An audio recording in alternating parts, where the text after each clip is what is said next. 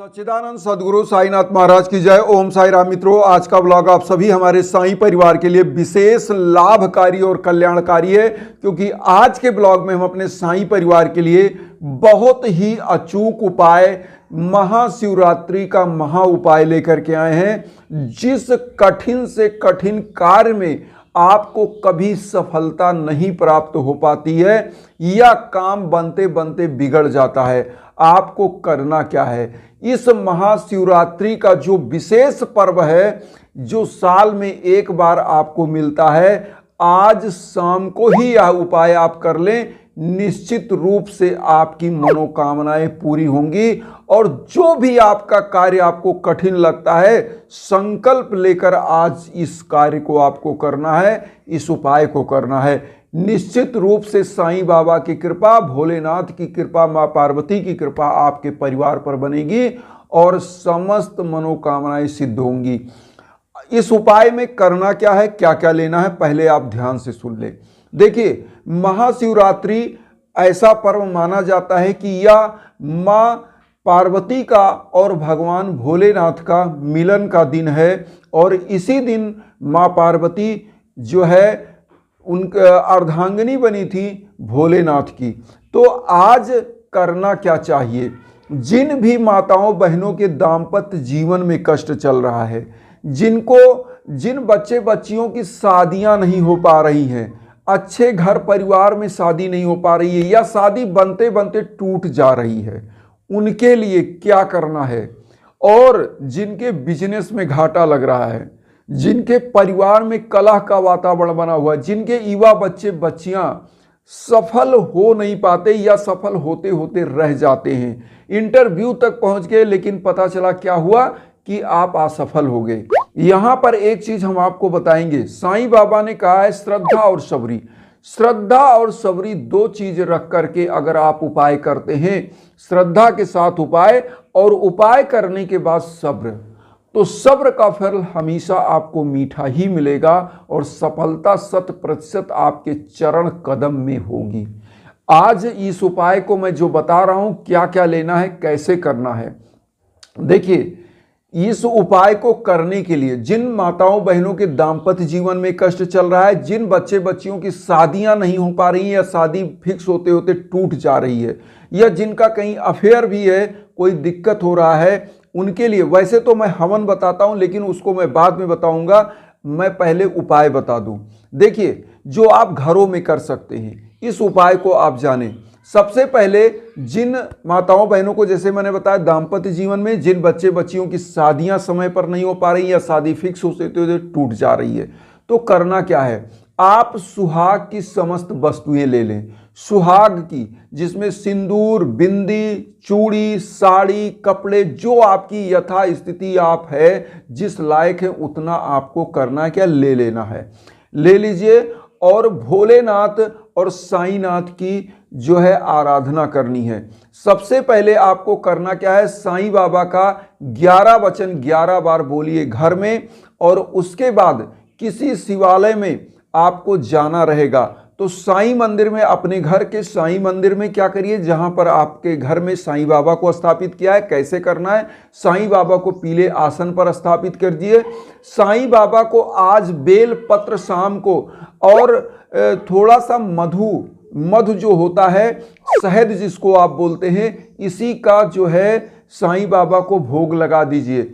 और थोड़ा सा मिश्री किशमिश का साईं बाबा का 11 वचन 11 बार बोलिए। एक अखंड ज्योति प्रज्वलित करिएगा आज अपने घर में।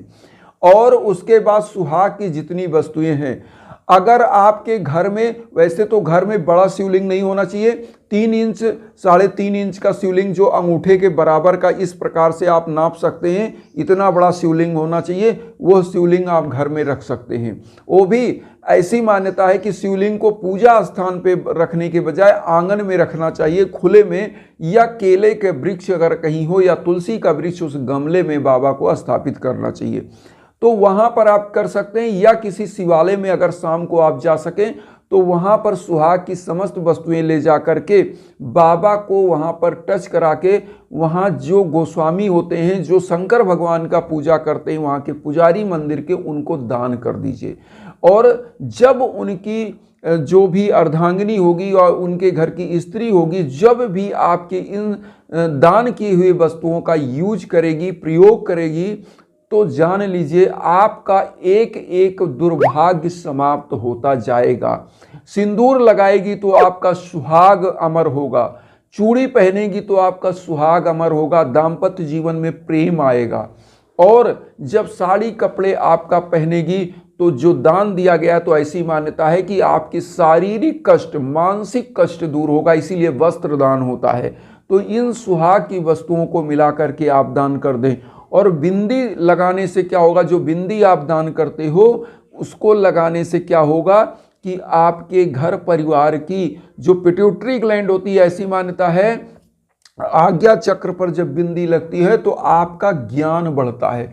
तो जो भी माताएं बहनें इस बिंदी का प्रयोग करेंगी, जब आप दान करोगे तो आपके ज्ञान में भी वृद्धि होगी और आपका दाम्पत्य जीवन अच्छा होगा।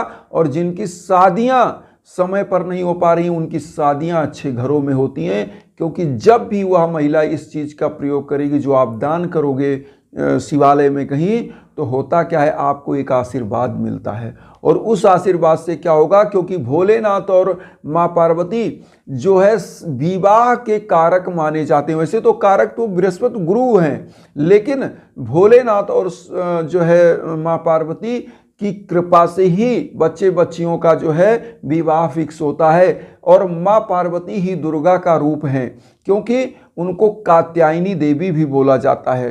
तो कात्यायनी के रूप में माँ है और कात्यायनी का ही जाप होता है आपकी शादी विवाह के लिए।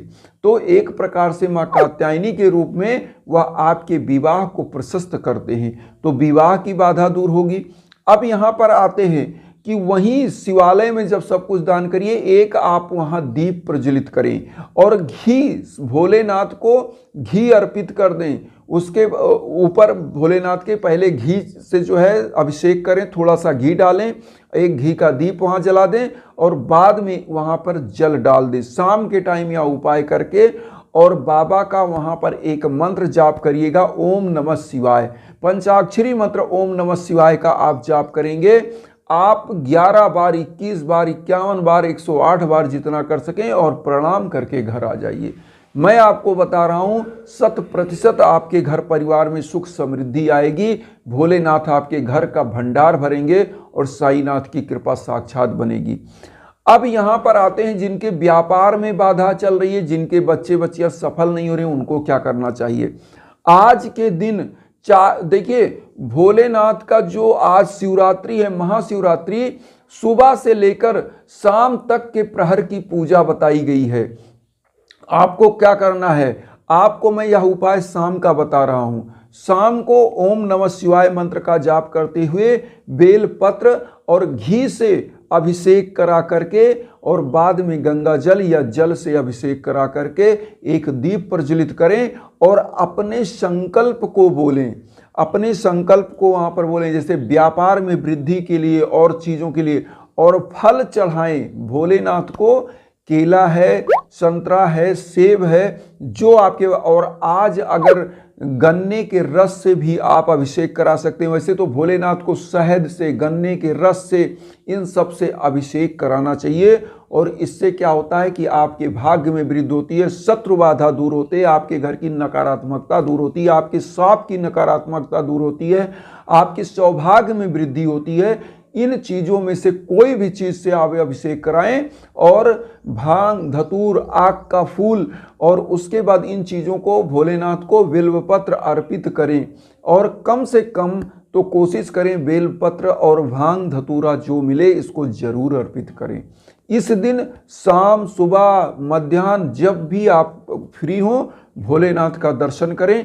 और दिव्यता के साथ ऐसी मान्यता है, अगर आप अपने घर में भी भोलेनाथ का दर्शन करते हैं तो ऐसी मान्यता है कि जब भी आप दर्शन करते हैं भोलेनाथ का, और आज के दिन, तो इस धरती पर क्या होता है, हर शिवलिंग में हर घर में अगर भगवान की प्रतिमा है तो उसमें भगवान का वास होता है, क्योंकि आज का मुहूर्त अलग है।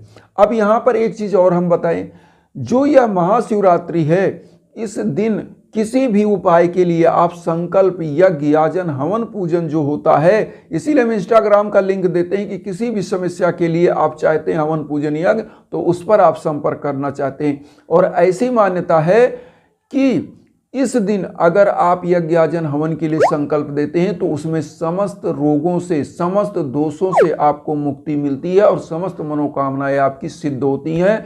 हर मनोकामना आपकी सिद्ध होती है, चाहे व्यापार में बाधा का हो, चाहे आपके युवा बच्चे बच्चियों की सफलता के लिए हो, चाहे आपके बिजनेस व्यापार में घाटे का हो, चाहे आपके घर परिवार में दाम्पत्य जीवन में दिक्कत हो, संतान प्राप्ति की, तो उसके लिए यज्ञ, याजन, हवन ही सबसे मेन होता है, सबसे मुख्य होता है।